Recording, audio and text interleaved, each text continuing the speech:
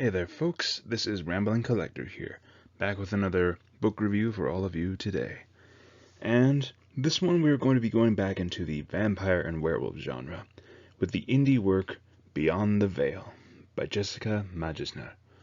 Now, I was actually lucky enough to be contacted by the author to review their work here, and I will not lie to you, at first I was a little bit hesitant, because I've covered a lot of vampire and werewolf stuff in the past, but I figured I would give this novel a chance and see how it is. Needless to say, I was thoroughly surprised at how much I enjoyed this novel. I like that this is a departure from the normal vampire romance stuff and is more of a supernatural action story, which is something I definitely enjoyed. Not to mention also having werewolves and vampires gaining equal attention rather than one being subservient to the other. That being said, let's get started, shall we?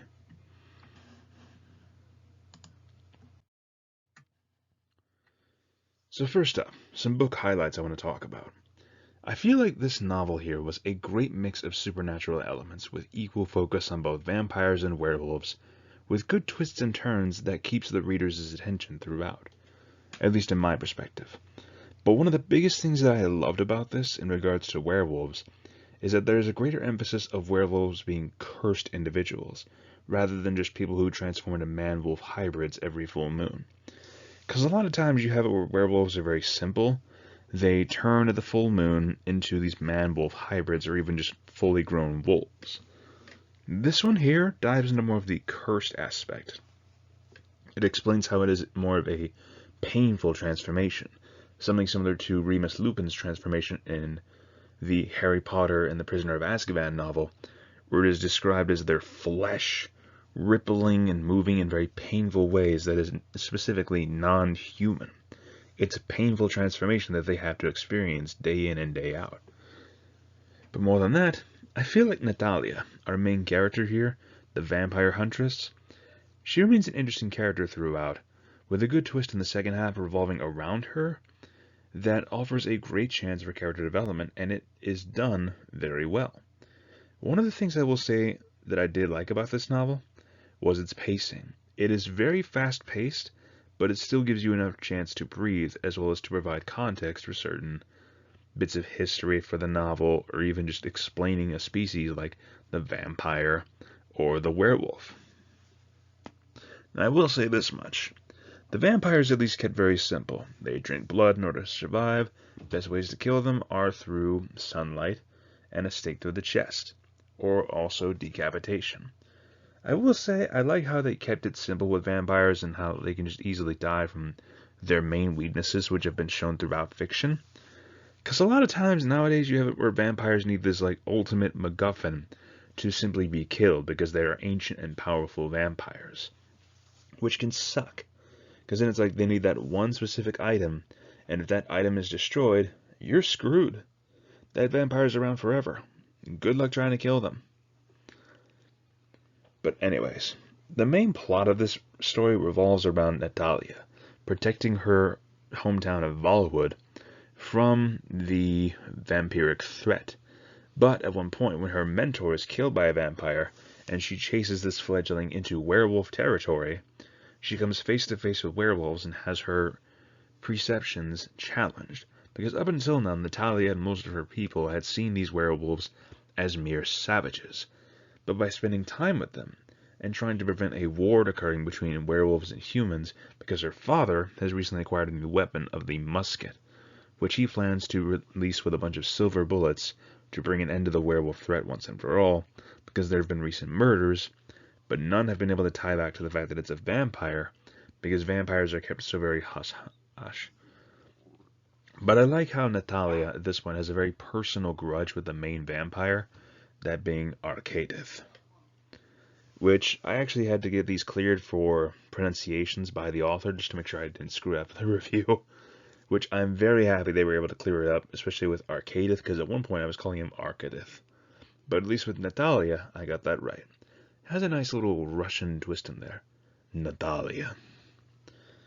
But overall, I like how this novel keeps you going from start to finish, and in my opinion, it's not that badly sized of a novel. Here, let me show you. So, here's the book. And I must say this much, I really love the cover art for it. I mean, look at this. This is just gorgeous to look at, with Natalia like front and center with the shining jewel around her neck. And honestly, like I said, it's a little thick, but not by much when you think about it. It's about your size of a regular average novel when you think about it. All in all, not too bad. But moving on though, let's go to random thoughts.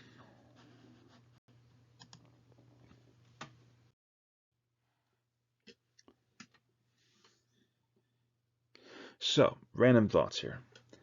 I will say, once again, I feel like werewolves are just not given as much attention in literature as vampires are, which I get it.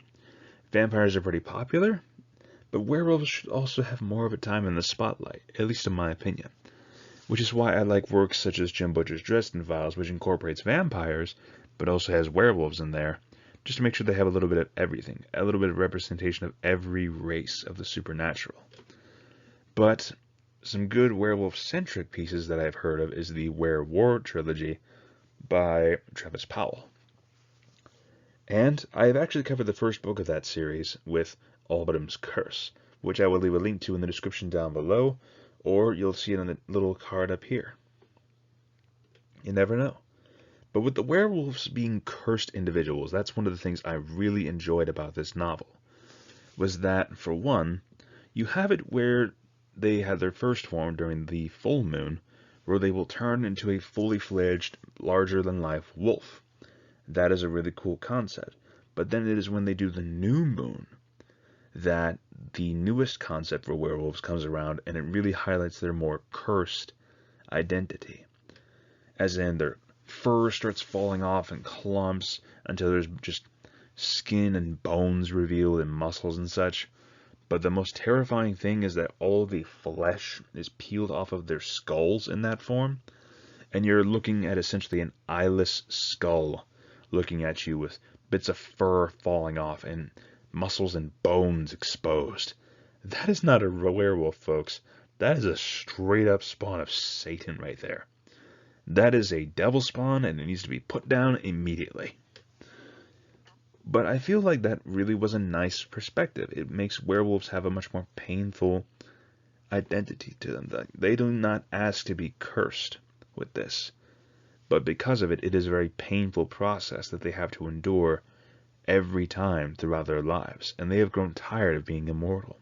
With the only thing that can actually kill them being silver, it makes it really hard for them, because at one point they crave death because they are immortal and are simply tired of straining themselves. But at the same time, they are very hesitant to die because they are afraid of what will come afterwards with their goddess Zulai having seemingly abandoned them, despite them offering daily prayers. I like how werewolves here were given more of a spotlight. I really enjoyed that. I'm not even going to lie to you guys. But, granted, you should already know what I'm going to give this novel, judging by the heaps of praise I've been giving to it. So, let's cut it, and let's go on to the overall score, shall we?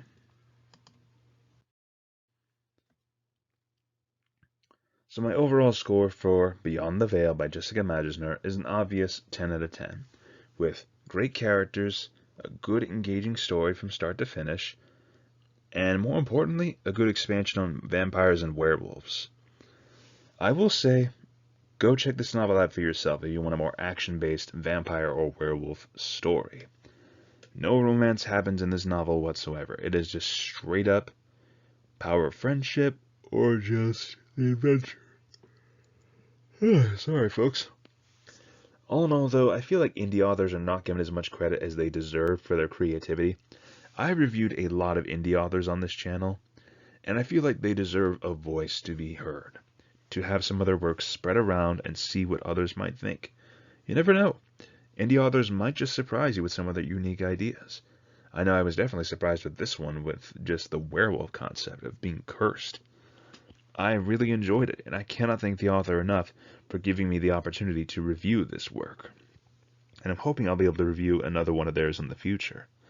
But more than that, Jessica, if you're watching this, thank you so much for granting me the honor of reviewing your work. I look forward to seeing what other books you'll come up with for the future. More importantly, you guys, if you want to see more of the indie authors that I've covered in the past, I will leave a link to that playlist up here. Or, if you want to see some of the other books that I've covered, multitudes, including indie authors, I will leave a link to that playlist as well. And if you guys like this video, thank you so much for listening to this crazy man's ramblings. It really means a lot to me, and it really helps the channel out a lot. This would not be possible without you guys. I hope you all know that. So if you did like this video, feel free to leave a like, comment your thoughts on the review down below, and if you feel like you want to subscribe to see more future content from this channel, then I say go for it. I promise you I will try not to disappoint you in any way. More importantly, you guys, thank you so much again for listening. This is Rambling Collector, signing off for now. Have a great day, my fellow readers.